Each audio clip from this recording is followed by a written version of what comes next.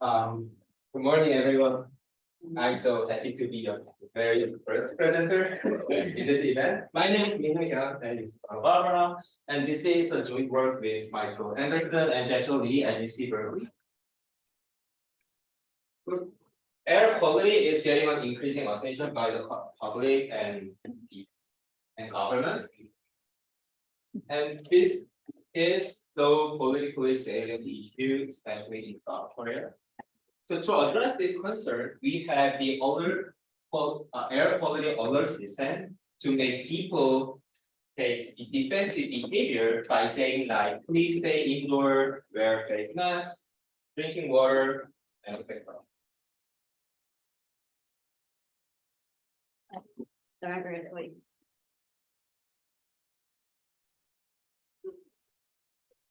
So this system is used by a lot of countries, including US, European countries such as United Kingdom, and some Asian countries such as China and South Korea, and it covers tons of people worldwide. Then what would be the potential costs and benefits of this alert system? So when we think about the primary objective of the alert system, it is to provide people with health benefits by inducing avoidance behavior by people, and then it would make people have better health conditions, and they would spend less in healthcare spending. However, the government is also concerned about its potential costs, such as decreased consumption. So we can think about if people are less likely to go out, like for example, for dinner, during the older days, then it would also create some revenue losses in the front side. However, there's still little empirical studies on such welfare impacts of the alert system. So our research question is that how does the alert system in South Korea affect healthcare and credit card expenditure, which is a good proxy for general consumption behavior.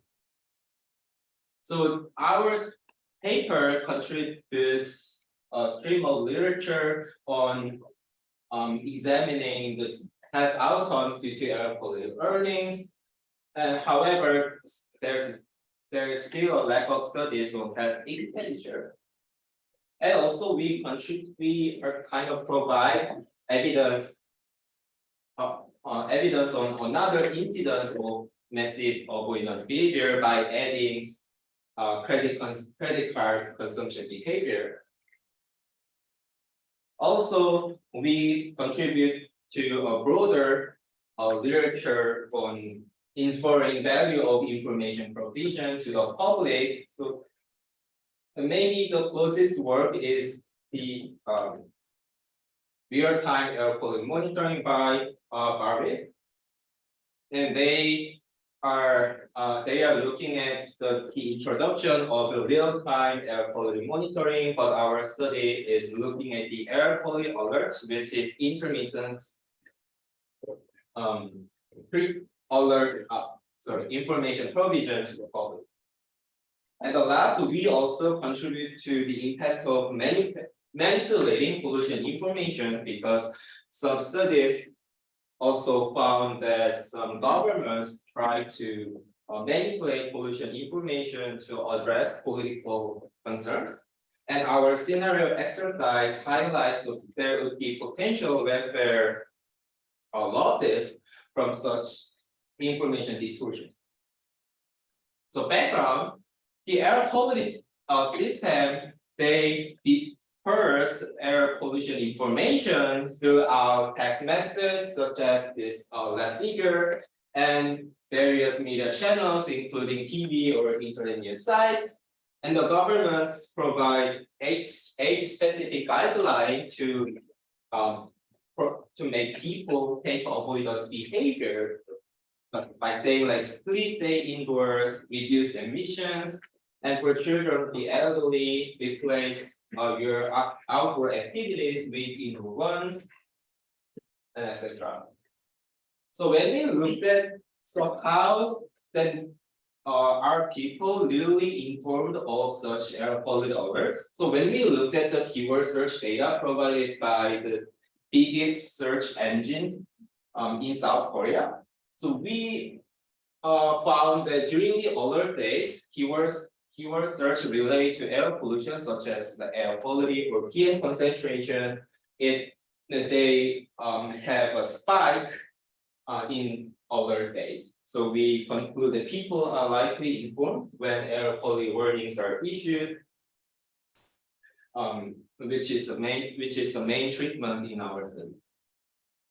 So we use the daily health expenditure data that covers roughly 1% sample of all population in South Korea, and we health expenditure by respiratory and cardiovascular types, and we have age specific spending data as well, and the healthcare expenditure in South Korea is co-paid by roughly 70% by public government.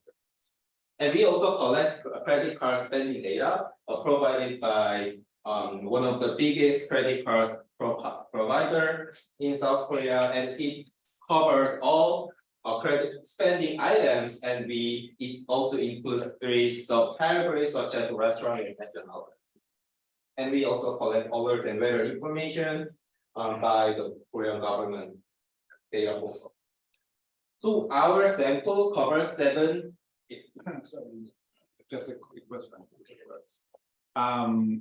Can you see whether the transaction happened online or in person? Also, this transaction, all total expenditure covers offline and online transactions. So both. Both. And you can't distinguish between. You don't have the data to distinguish between. We can distinguish some online expenditures as well. So this total expenditure includes all transactions. But for example, this restaurant category, it doesn't include like online food delivery. Yeah. So again, our sample covers 7 major cities, such as Seoul in South Korea, and some of the cities have different alert clusters. So we use such spatial variation in alert treatment across the cities. So we start with this parsimonious model for utility maximizing individuals. So we define utility as the benefits of individuals' activity level minus private cost times probability of getting sick given their chosen activity level and perceived PM level. So when we define this perceived PM level, so we when we consider the alert threshold, which is C here, then when the alert has issued, then we assume that average PM perceived by people is very close to this alert threshold, while when there is no alert, then people just perceive PM as average PM condition on given day. So we assume that the gap between average PM with the alert is much less than the normal day, non-alert days. Can you say something about how you think about sorry.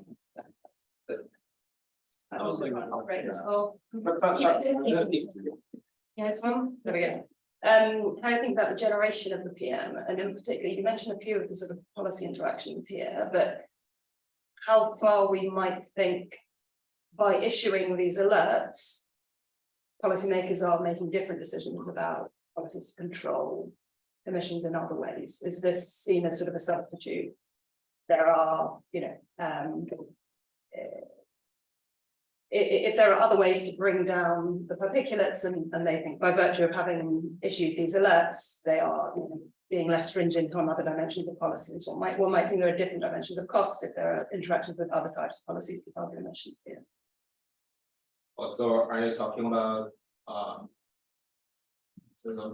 I might have missed your point. So you're saying I'm thinking about whether you're treating the level of emissions as sort of exogenous to this, which is fine. It's clearly looking at that part of the problem, but it would be great if you could say something about the broader policy environment, in particular, whether there's any evidence on whether governments make different decisions about other emissions control measures because they decided, we're going to issue these air quality alerts, so we don't need to make such stringent interventions in other ways to reduce emissions. So here we don't consider such like different actions by the government. So we are just considering individuals' choice in response to ambient air pollution in a given day. I don't want to hold you up. We can talk about it. I think it might be just interesting to say a little bit more about the broader environment of emission control in this context, which I don't know very much about, but one might think it interacts with monitoring systems like this. Just oops, before you went to the slides to come back, kind of a follow-up question. In terms of the guidance on people's actions, is there a difference between ones which are purely like to protect themselves versus like stay indoors versus others which are intended to actually reduce PM itself? So you might think that PM is a function of A, and so if what the guidance is like don't drive, then I don't know. Well, my guess that would reduce PM, right? And so you might think of treating those different types of information differently. That's something that is true in this context and that you've considered. So you're saying the individual choice in activity level also. It's about PM being endogenous here, PM. rather than treat it as, you're talking about threshold, where holding the level as exogenous, which is fine, but I think it is. Yeah. So we consider their choice of activity level also depends on their perceived level of PM, but we don't take into account such like endogenous changes in PM variation to activity level. Just two very quick questions. One is that, so the alert is based on forecast of pollution, because I guess if you want to get action, you need to kind of, to do it. If you want to prevent the exposure, you need to know what's going to happen. So you want to send the SMS or whatever in the morning, but you don't know what's going to happen. So I guess it's a forecast. And related to that, potentially, is that I know that in South Korea, you also have alerts for temperature. For definitely extreme temperature that might be correlated with some pollution episodes as well, right? So I know that the on that as well. So does that interact, and do you control for that, or how do you do that? Yes, actually, in our econometric specification, we control for such weather variables. And actually, this almost all of PM alerts are issued in winter and spring season. Okay. So they're that kind of thing. Like we can exclude the possibility of interaction between, like, for example, heat wave alerts and PM alerts. And the alerts is based on forecast, or based on what? On forecast of pollution. So what's going to happen tomorrow, or once it crosses a threshold within a day, then the alert is being issued. I'm just thinking about the behavioral response. So I'm already went to work. I'm in my car. I get it at 4 o'clock. There is nothing really I can do, or 3 o'clock in the afternoon. There's nothing really I can do. Compared to if I get the alert the day before, I might want to change the way that I go to work, etc. Oh, good question. So this is the issuance and cancellation criterion for this air pollution alerts. So when the PM 10 or PM 2.5 alert has issued, then it lasts for until the PM cancellation. So that kind of like alerts cancellation would occur in a single day, or it would last like for a couple of days. Okay. So when we think about the individual's private change in utility from PM crossing the alert threshold, but naturally we can drive the change in utility is always positive, weekly positive, because we assume that PM high is close to the alert threshold, and people are choosing activity levels to maximize their utility. So to motivate our lower bound for the alert system, we consider public net benefits of the individual choices by defining social welfare equals to utility plus some possible externalities associated with their choices. So this delta E is a lower bound on the social net benefits because against this delta U is always positive. So in our context, health expenditure would be a meaningful positive externality in this case because the government co-pays about 70% in individuals' healthcare spending. So we use RD design to estimate such lower bound, which is a healthcare expenditure affected by the alert. And again, this is a criterion for the issuance and cancellation, and you can see the threshold for issuance and cancellation of air quality alerts are different. So we make a running variable based on those two criterions by calculating, by following this criteria as much as possible. So this is our treatment discontinuity. So you can see that this is not sharp RD, this is fuzzy because again, issuance and cancellation criteria are different, with each other, and also some local governments issue the air quality based on not only for this PM but also for some weather conditions such as temperature or humidity. And the last reason is that when we think about the right side of the alert threshold, the governments might manipulate air pollution alerts. So even though the alerts, so the PM level is greater than alert threshold, they do not issue air quality alerts to develop such political. So to follow the traditional fuzzy audit specification, we estimate two-stage least square specification. So the parameter of our parameter estimate of our interest is beta 1, which is the impact of alert on healthcare or credit card spendings. And we control for a variety of weather variables such as temperature and humidity. Also, we include district and time fixed effect, including national holiday as well. So when we calculate optimal bandwidth following the literature, we choose 20 is our baseline bandwidth, but we also found that our results are robust to the different bandwidth elections. But this is outcome discontinuity plus, so you can see there's a visually perceptible decline in respiratory spending for young people, as well as cardiovascular spending for older adults. And when you also look at credit card spending data, there is a sharp decline in spending in fashion outlets, which is one of the outdoor spending activity made by consumers.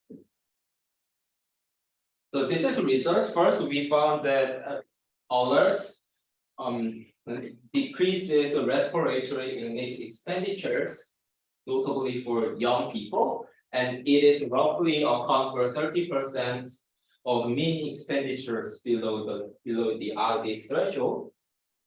And second, we also found that cardiovascular expenditures go down for adults and older people.